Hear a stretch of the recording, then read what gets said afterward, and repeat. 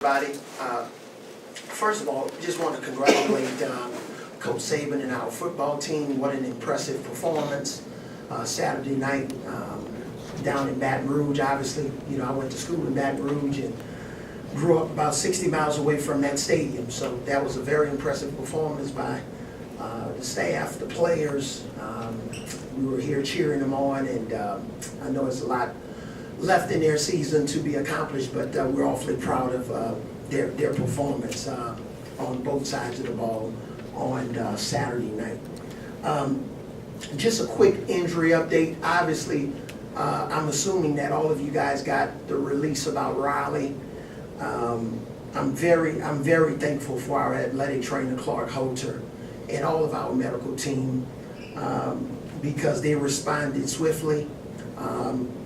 Last Sunday in practice, we had a situation with Riley where he just wasn't feeling good, and he went and talked to Clark about it, and we're just very thankful though that it's under control. He'll make a full recovery, but what a great medical team that we have here at the university. Dejon Ingram is day-to-day, left ankle sprain that he sustained in practice on Thursday, but he's day-to-day. We'll see how he's feeling, and we'll update you more about him as time goes on. Javian Fleming with the right knee sprain, he's making some progress. He's working out in non-contact. He's definitely out for tomorrow's game, and we'll see how he progresses on into the weekend. Obviously, we're all just excited that the season is here. We got to have a really good practice tomorrow because we're going to be playing against a well-coached team. Sean Woods, he knows his way around the block. Obviously, he played with Pale at Kentucky. He was at Mississippi Valley, Moorhead, so he's a terrific coach. They're a senior-laden team, lots of upperclassmen. They're not going to be afraid of coming into Coleman and play us.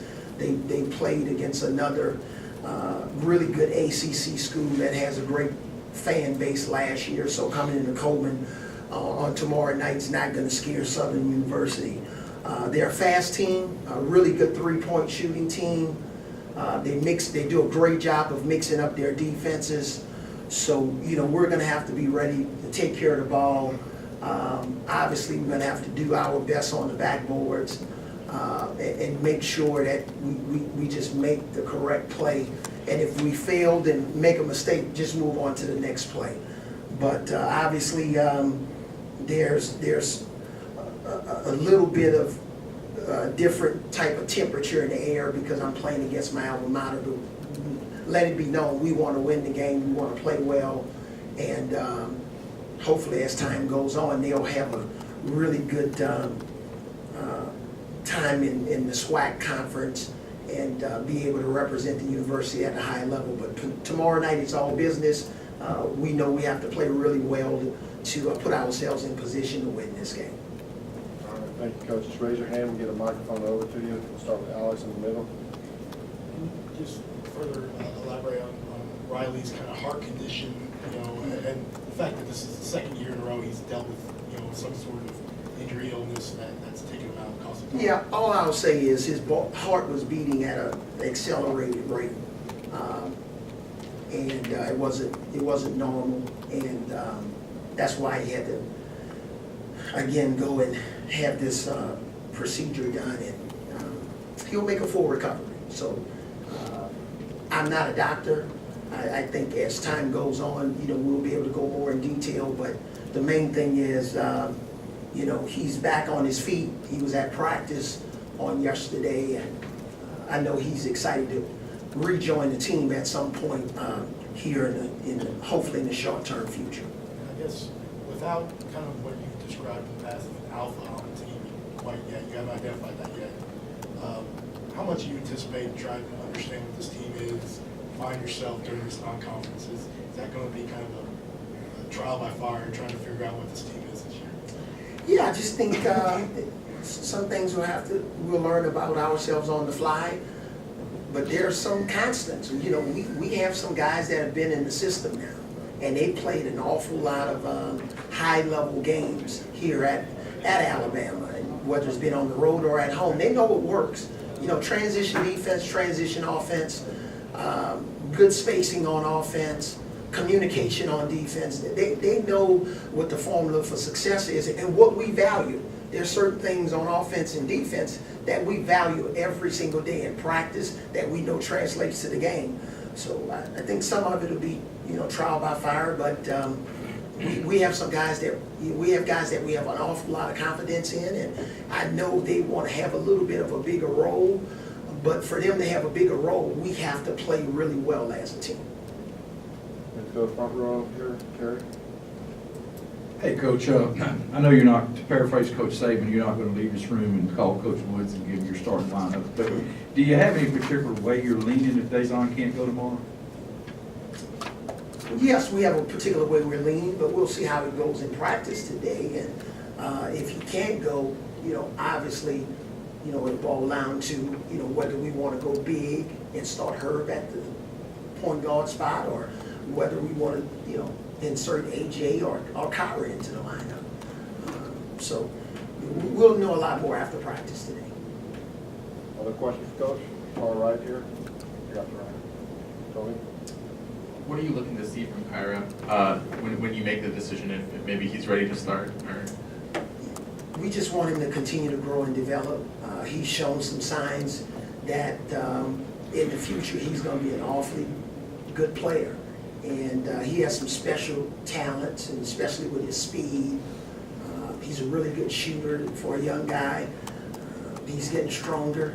He's gained 6 pounds since he's been at Alabama. That's pretty good.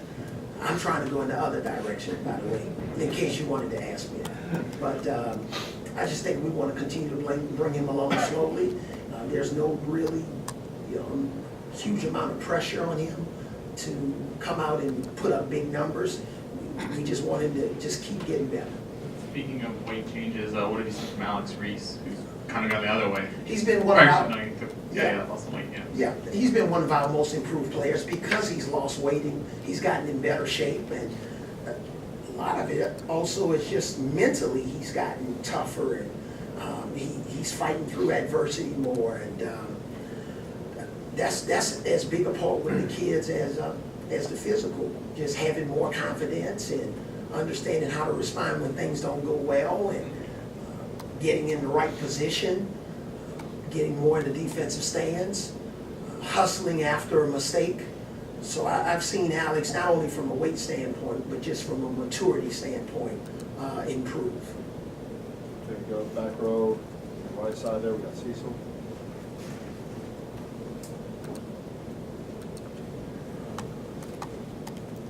In the non-counting part of your schedule, the scrimmage and the exhibition game, you hadn't shot the three especially well yet. Are you still confident that the guys you have shooting the threes can up that percentage, and that'd be a big part of your offense? Well, I think, Cecil, for us, we'll be even more confident when our shot selection improves. I think part of it for our team is this could potentially be a really good three-point shooting team, but just having the awareness of what's a good three and what's a bad one.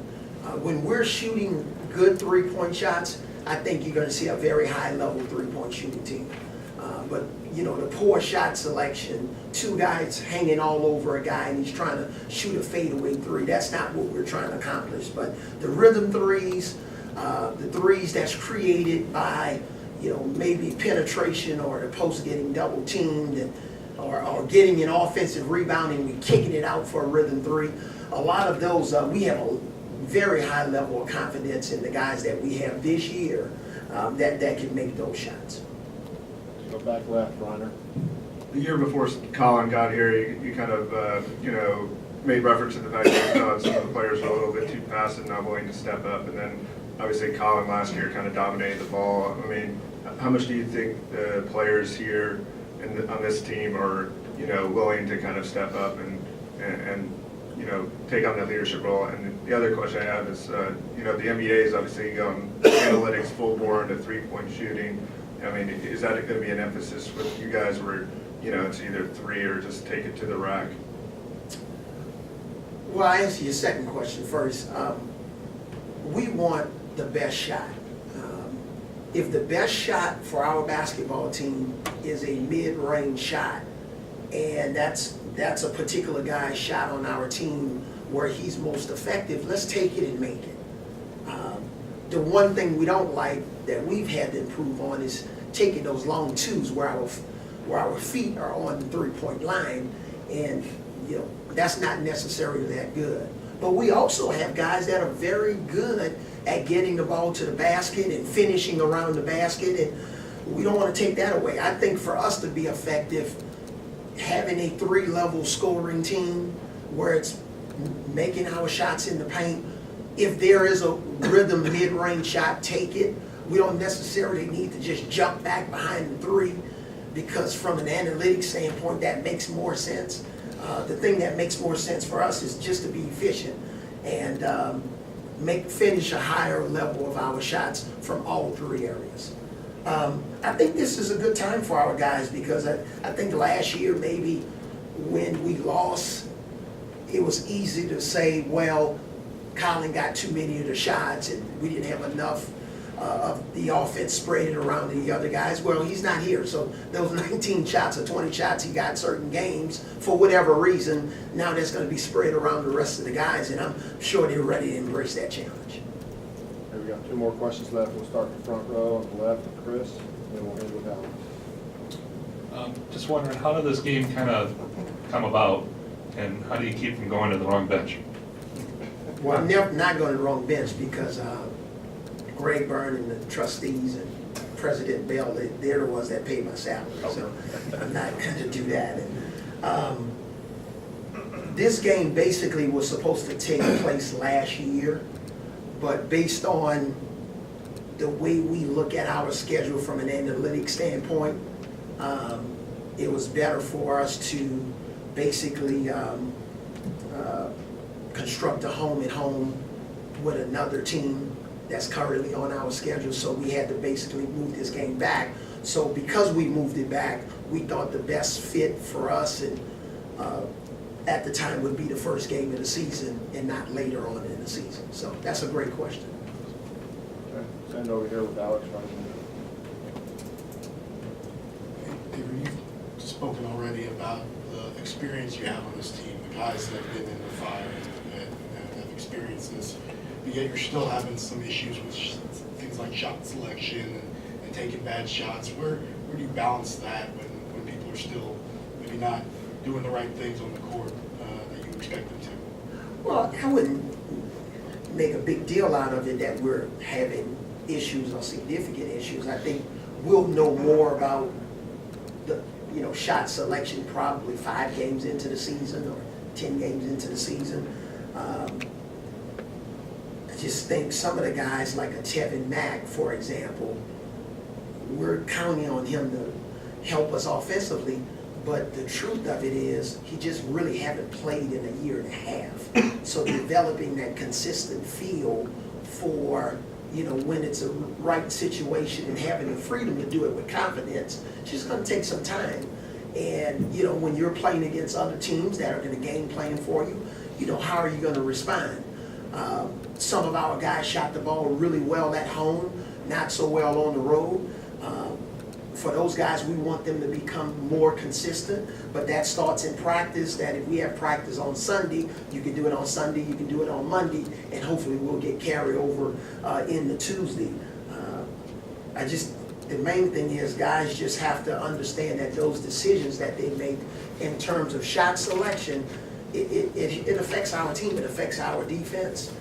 But we've shown spurts in practice. We showed a couple of spurts in our exhibition game, especially after what happened in the scrimmage, that we have some potential to have the DNA where we understand what's a good shot and a bad shot, and also have the freedom that if it is a bad shot, I will not allow it to affect us on the defensive end, because 2 errors, or what we call double errors, that's not winning basketball. And for us to play winning basketball, we just have to be single-minded and be confident at all times in what we're doing on the floor. All right, thank you, Coach. Okay, thanks. Thank you.